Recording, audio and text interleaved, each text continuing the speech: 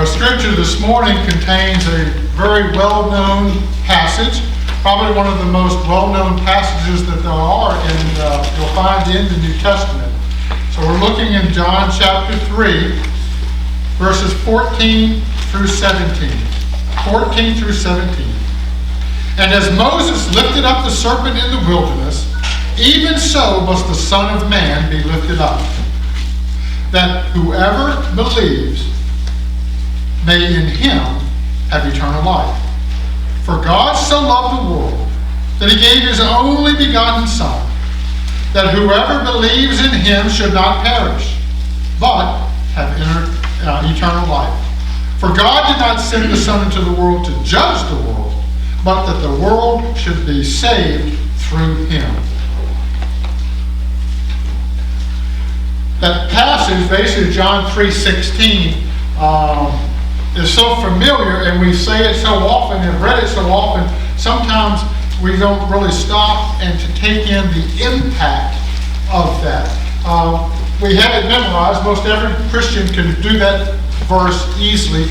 They say, I can't memorize scripture, but they got that one down pretty good. If you watch a baseball game, used to always be, I don't know if it was the same guy, some guy with a rainbow hairdo kind of thing. Remember him? He always had the John 3:16 sign. You still see him. Some of the football players have the eye black patches, and you'll see 3:16 written on them.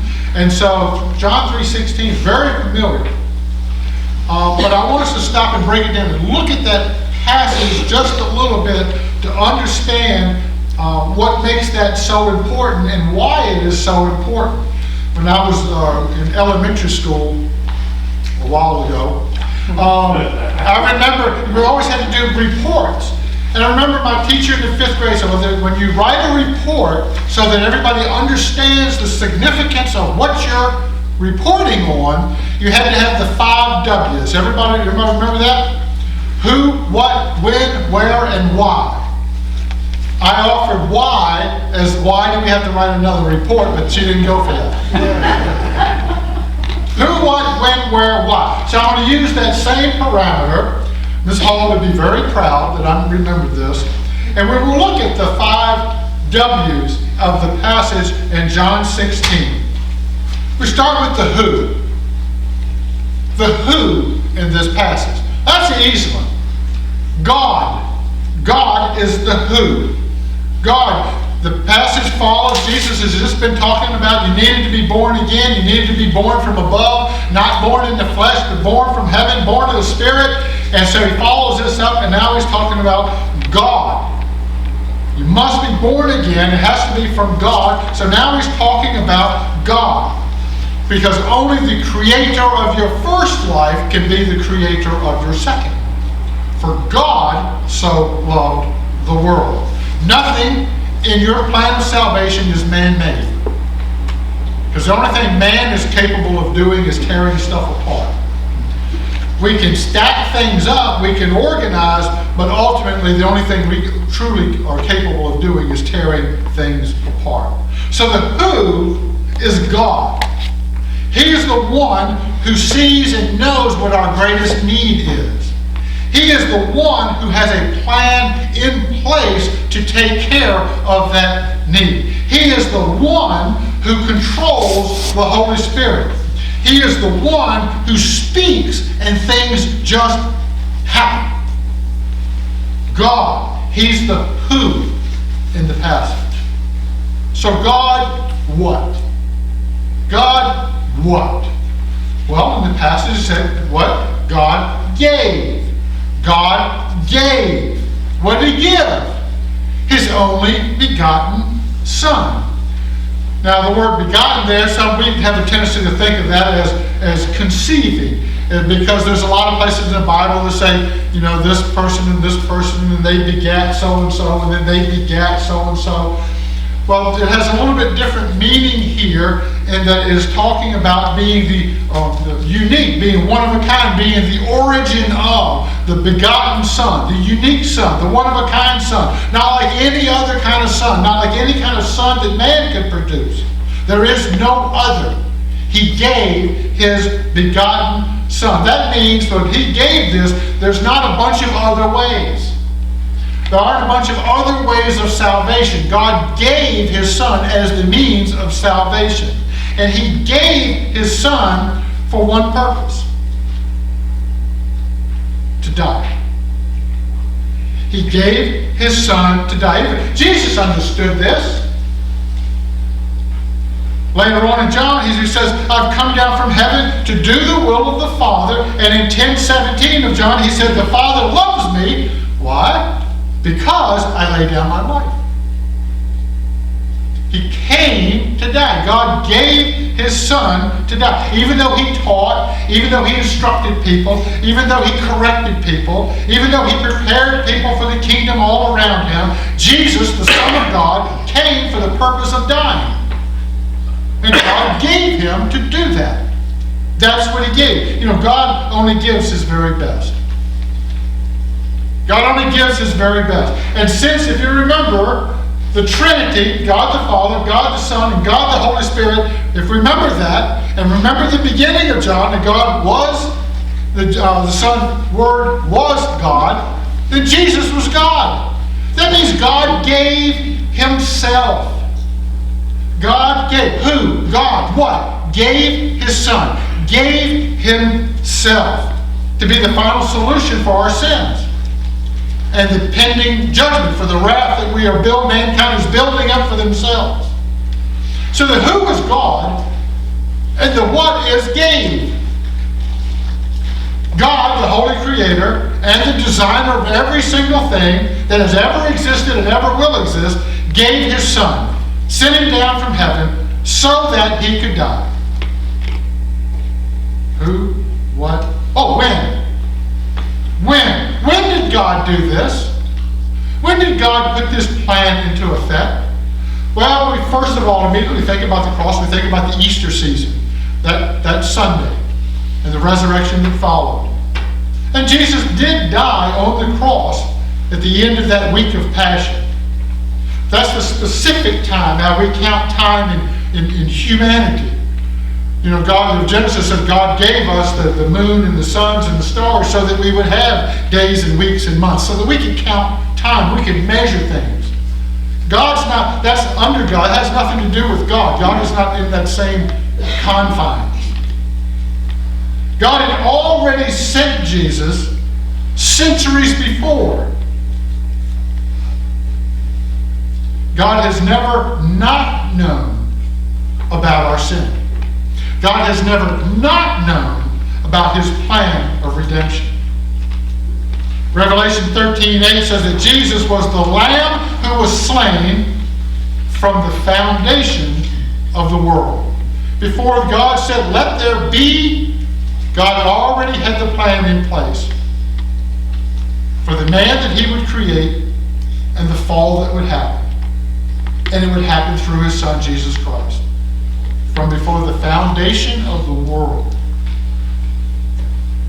That's why all through the Old Testament we can see God revealing this plan in little slices and pieces to prepare the people for when Christ would come and how we count time. So it was already in place even before the serpent tricked Eve and before Adam openly rebelled. God already knew how He was going to help them. Even before He knew that we would have days and weeks and months, He already knew how He was going to put this into place and when He would do it. Isaiah 53:10 says it was God's will, it was His plan, it was His purpose to crush Jesus and to cause Him to suffer. That was in the Old Testament. So Christ dying for our sins is never an afterthought. God never looked down and said, oh my goodness, look at the sins those people are doing. What am I to do? What? Let me think. Oh, I got it. It was never that. It's God's perfect plan of redemption all along. So God is the who, gave His unique and only Son to die. That's what He did. And when did He do it? It was before the foundation of the world, before the beginning of time. It was always His plan to do this. And then He got to where? Well, where did He do this? It was in Jerusalem. during the Passover. It was the fulfillment of the Passover observance and the Passover celebration. You remember the Passover required a sacrificial lamb way back in Exodus when God delivered the people from the Egyptian bondage and set them free. And how it was going to happen was they had to sacrifice a lamb had no spot, no blemish. It had to be perfect. A perfect male lamb. And they had to take that blood and put it on the door and the lintel so that when death, the punishment, would pass over their house when it saw the blood that had been applied. This is why everybody gathered together in Jerusalem to do this, because it happened, the celebration was at the temple. But it happened in Jerusalem for another reason. It was the perfect place to highlight the conspiracy of all people against Jesus, so that no one could ever say, hey, we didn't kill him. We didn't have any parts of it. That was them other people. There's a passage in the book of Acts, chapter 4, verse 27. For truly in this city, Jerusalem, for truly in this city, we're gathered together against your holy servant, Jesus, both Herod, Pontius Pilate, along with the Gentiles and the people of Israel. He said, listen, this all happened in Jerusalem, and everybody was a part of it. Remember, Herod, he was the ruler over top of the religion of Israel at that time. He was the builder of the temple. He represented the religion. And then you had Pilate, Pontius Pilate. He represented the Roman government, the strong arm of government. Well, he was part of it. And then it says, along with the Gentiles. That's everybody who's not a Jew. That's the majority of humanity. All of humanity was a part of this. The Gentiles had their hand in it, along with the people of Israel. So you've got Herod, the religion. You've got Pilate, the government. You've got and then the mass of people, all Jews and Gentiles. Everybody had a part in the death, the crucifixion of the Lord Jesus Christ. So God, knowing our greatest need, gave up his Son to be an offering during the observance of Passover, when all of those factions all conspired and meshed together to condemn his Son for our sins. That's who. That's what. That's when. And that's where. But then the why. How would God go through all this? You see, God looks down and he sees what's in our hearts. We always worry a lot about God's going to see me doing this, and God is going to see, oh, God sees me doing that. Oh, God is watching when I do. But we also think sometimes, don't we? I sure hope God's not watching now. I hope God didn't see what I just did. I hope God didn't hear what just came out of my mouth. You know, God sees and knows everything, whether it's light or dark. And what God is looking for, yes, he sees the actions, but what he's looking at is the part of your heart that made that happen. Why did you say that? Why did I say that? Well, God looks in my heart and that's what he sees. That's what made me do that. See, God is looking in our hearts at all the time. God sees our selfishness. And he looks at mankind and he sees all of mankind. Our greed. He sees hatred. He sees murder, pride, prejudices, pornography, fighting, feuding, adultery, abortion, abuse, blasphemy, slander, lies, corruption, deception, perversion. God sees all of these things because they originate in our hearts. These things are just result from having a bad heart. Somebody called that we think with a bad heart. That's stinking thinking. And when you see the total depravity of mankind, and when you understand what man is capable of, turn on the news, read a newspaper, Just keep your eyes open and look around you. It's enough to just make you sometimes want to give up. Well, that's what God did. He gave up his son. And on what basis did God do this incredible thing?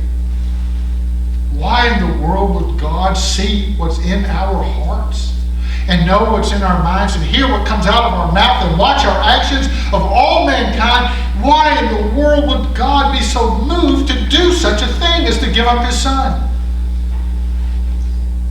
Because he so loved us. So loved us. It is a love that is beyond our comprehension.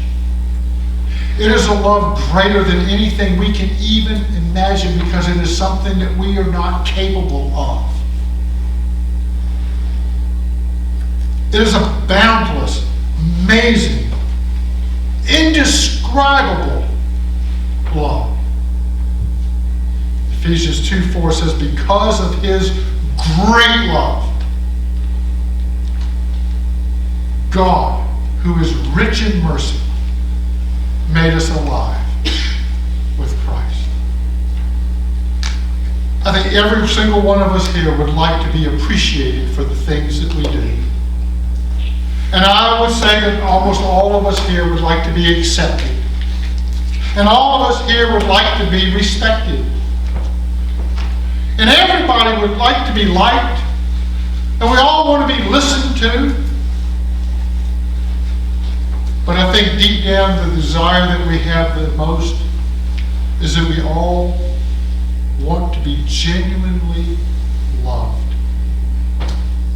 We all want to be cared for. We want to have someone help us when we're hurting. We want to have somebody close by when we celebrate our joys. Somebody to help us deal with our fears and our worries and our concerns. Somebody who will forgive us of all of our faults and not hold a grudge. Somebody who will speak to us in love and in truth, who will never hurt us and who will absolutely never disappoint us. That's the kind of love that we really all truly desire. I mean, who doesn't just crave to have that kind of love? But the love of this world will always fall short of that type of experience. You may say, man, I love my football team. Love that fourth quarter lead, fumble the ball into goal. Man, I'm going to tell you, that'll affect your love. Or they go on strike because they're only making $50 million and they want 60. I love my retirement plan. Man, I've been planning, man, that thing is going to be so great. Boom! Market crashes. Yeah, I'm not so fond anymore. I love my neighbor. That's all good until they back over my mailbox. Again. And again. You see, that can affect our love. And we say that we love our wife, or we love our husband, or we love our children, we love our grandchildren. But let's face it, they are all imperfect sinners. And they will test our patience. They will take us for granted. And they will absolutely disappoint us from time to time. But God's love is not like that. God's love is perfect. It has to be, because it's God's love. He's perfect. Everything he does is perfect. There are no highs and lows. God never wakes up on the wrong side of the bed. God never bases his love on yours and mine. He never bases it on what we've done or not done. His love never gets depleted. He never gives it out in little slices. He never withholds it. And it can never, ever be surpassed. That's the type of love we all want. That's the type of love we all need. Because it's the only type of love that will truly fill our souls. You might be saying, well, Pastor, you don't know, I've done a lot of bad things. Or, Pastor, I have not been as faithful as I should have been. The Lord knows that I have not done what I know that I should have done. Surely God can't love me to the degree that I would like. I mean, how can God love somebody like me? And how do I know that He will? God proved it when He sent His Son to die for me. See, God already knew every single failing. God already knew every time you would falter. God already knew every imperfection about you. The ones from yesterday, today, and tomorrow, God already knows. And yet, He still sent His Son to die for me.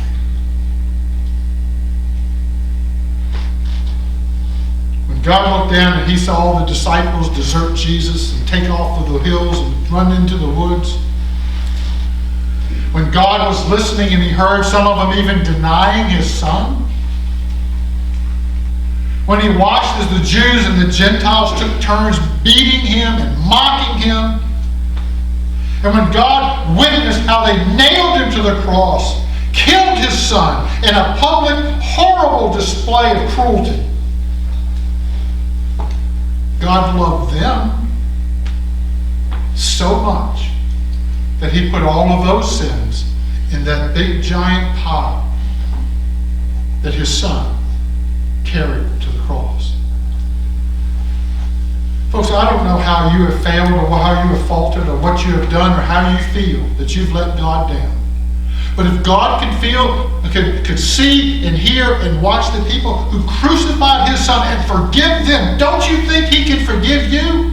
The answer is yes, because He's already done it by the very fact that He sent His Son.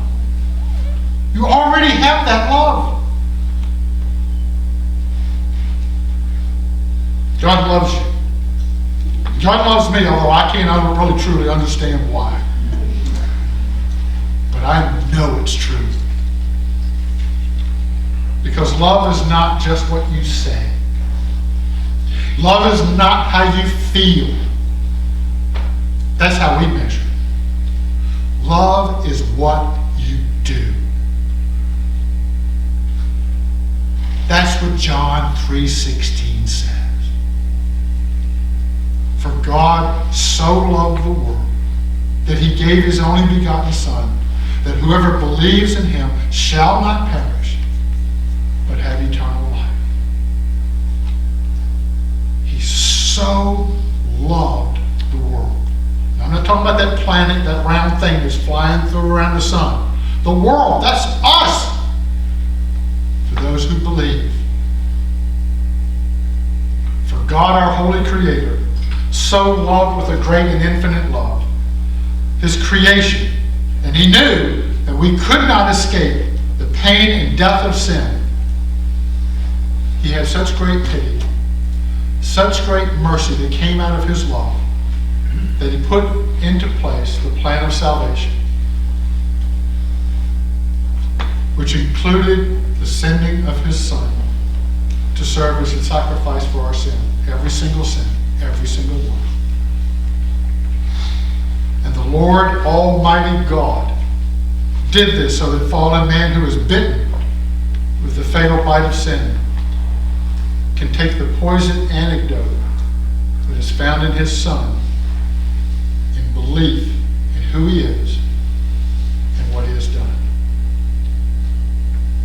If you're a believer in the Lord Jesus Christ and you have been, as Jesus said, must be born again, understand that the life that you have, you live because God lives. And God died so that we might live again. And we love because He so loved us first. To the glory